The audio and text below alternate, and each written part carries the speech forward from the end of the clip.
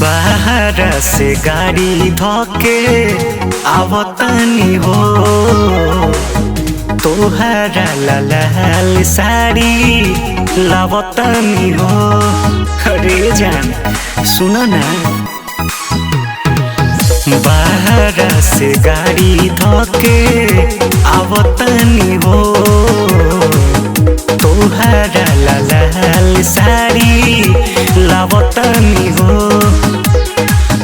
गिरता करी रे मैया होई तोहर भाला, हमके आरा के मेला घुमा दो हो, ललकटी सटवा वाला पूजा आयरन देवी के करब हो, ललकटी सटवा वाला।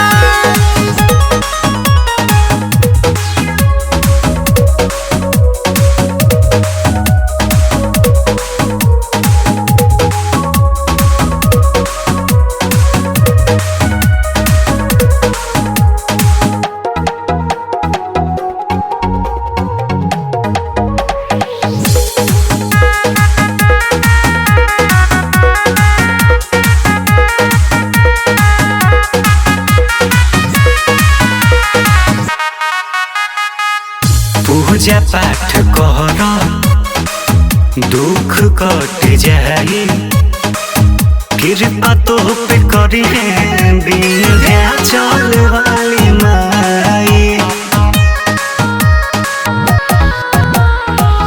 मानवा में श्रद्धा हमार बाटे हो, मैया रानी दुखवा हरिहे आस बाटे हो।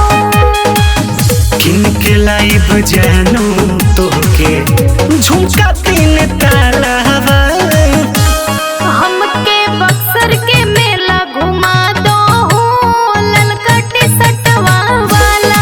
हमके रमरेखा घाट घुमा दो हो, ललकटी सटवा वाला।